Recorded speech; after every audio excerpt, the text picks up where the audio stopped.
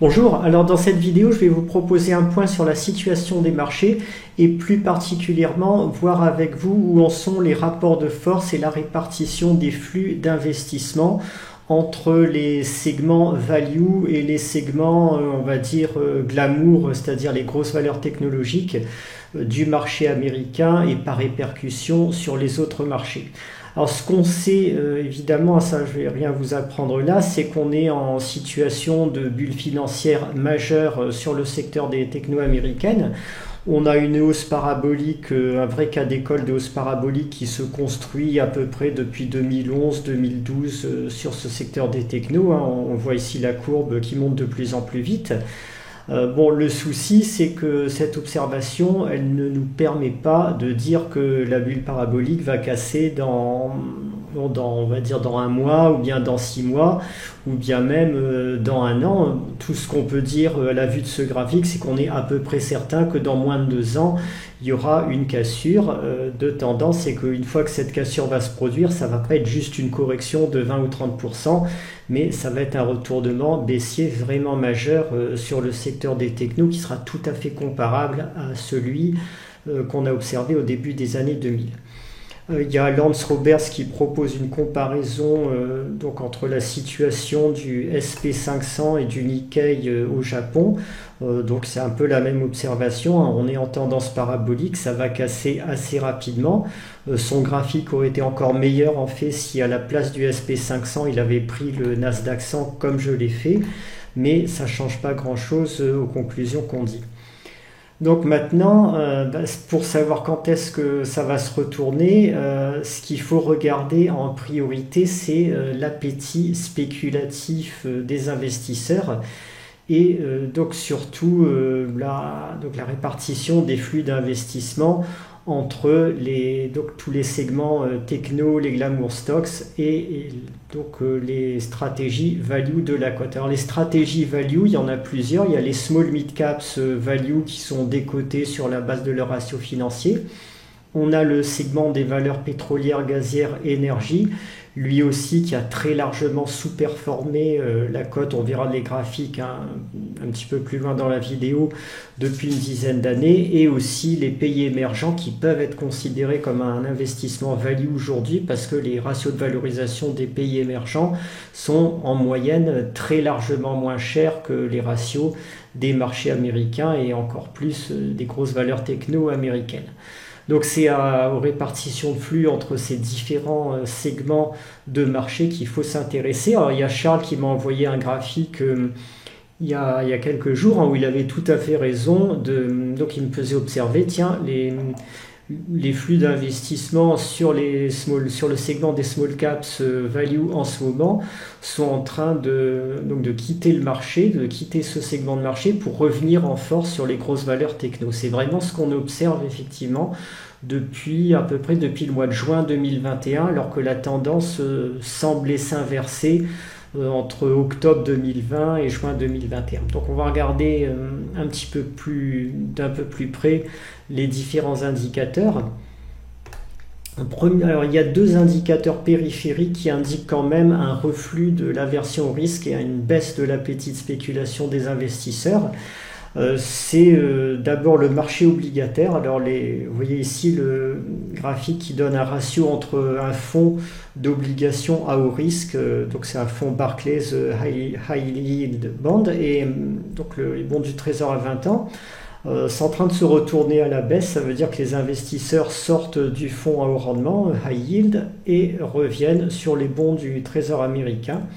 Donc bon, du Trésor à 20 ans et plus, donc il y a une baisse de l'appétit de risque des investisseurs à ce niveau-là. Ce genre de retournement dans le passé a très souvent été suivi quelques mois plus tard par des retournements sur les marchés actions. Donc là on a un signal d'alerte qui a flashé.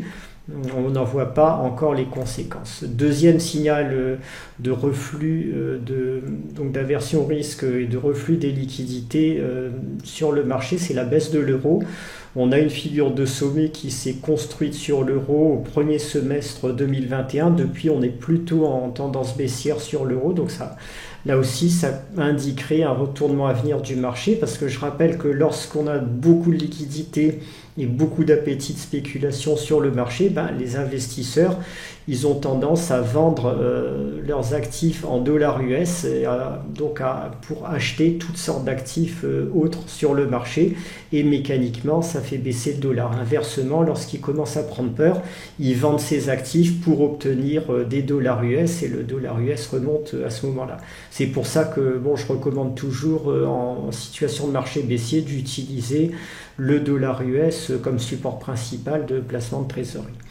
Donc voilà un petit peu ce qu'on peut dire sur les indicateurs périphériques. Alors par contre, sur les indicateurs centraux qui sont les plus importants, c'est-à-dire ceux qui portent sur les valeurs techno elles-mêmes, c'est-à-dire sur le moteur de la bulle financière qu'on a en ce moment, on n'a pas de vrais signaux de retournement de tendance. Alors ici, je vous propose un graphique qui va faire un ratio entre un fonds small caps value de Vanguard et le Nasdaq 100. Donc vous voyez qu'on a eu par exemple entre 2000 et 2003 une très forte hausse du ratio. Ça voulait simplement dire que les investisseurs quittaient en masse les valeurs techno pour s'investir sur des stratégies value. La progression a continué même plus ou moins jusqu'en 2007. Et depuis, le reflux a commencé, donc très lentement au début, entre 2007 et 2014-2016. Et il s'est accéléré à partir de 2017 et de plus en plus pendant la crise du Covid en 2020. Alors, j'avais commencé à détecter un retournement de tendance, à vous en parler à partir de l'automne 2020. On a vu le ratio remonter, ça veut dire que les fonds les flux d'investissement étaient en train de revenir sur le segment des small caps value, mais pour l'instant ça n'a pas été confirmé sur les derniers mois. On va zoomer un petit peu. Vous voyez que à partir de juin-juillet 2021, on a de nouveau une baisse sensible du ratio. Ça veut dire que les investisseurs à court terme, ils sont en train, un petit peu comme Charles me le disait, de revenir sur le segment des technos et de quitter les small caps. Est-ce que c'est juste une tendance temporaire ou pas? Ça, je ne peux pas vous le dire encore. Toujours est-il que pour qu'on parle vraiment d'un signal d'alerte sur le secteur des technos, il faudrait que ce ratio remonte et, on va dire, dépasse les plus hauts qui ont été atteints entre avril et juin 2021. À ce moment-là, ça serait le signe d'un vrai retour de l'aversion au risque sur le secteur des technos et donc d'un regain d'intérêt pour les stratégies value. Ce n'est pas encore ce qu'on voit franchement aujourd'hui.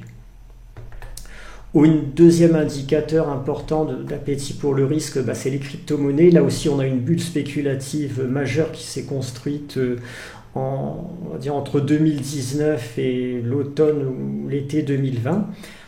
Donc ça, là aussi, on a une forme parabolique. Là, c'est un graphique avec échelle logarithmique, donc on ne le voit pas trop, mais si j'enlevais l'échelle logarithmique, on le verrait beaucoup plus.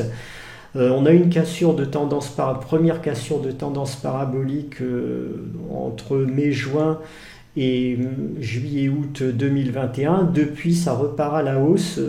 Donc, on ne peut pas, là non plus, parler franchement de grosse rupture de tendance encore. On va peut-être faire un double sommet et casser beaucoup plus nettement après, mais pour l'instant, on ne peut pas dire qu'il y a de francs reflux d'aversion au risque sur le secteur des actifs spéculatifs. Il y a toujours un appétit de spéculation fort du marché pour ces segments.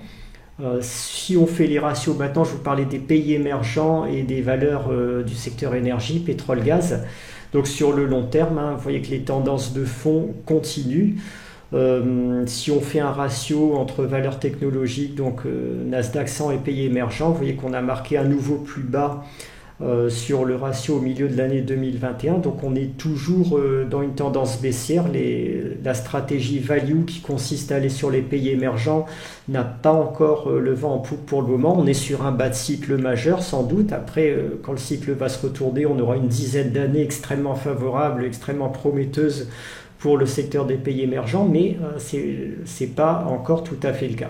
Ça ne veut pas dire du tout qu'on ne peut pas trouver d'excellentes opportunités sur le secteur des pays émergents. Le portefeuille que je propose, anti-effondrement du socialisme, a des rendements qui sont largement supérieurs à 50% depuis sa création. Il joue sur les pays émergents et le secteur pétrole-gaz avec une sélection de small caps value pure vraiment rigoureuse. Donc on trouve des opportunités, mais elles ne sont pas encore à un niveau général sur le marché.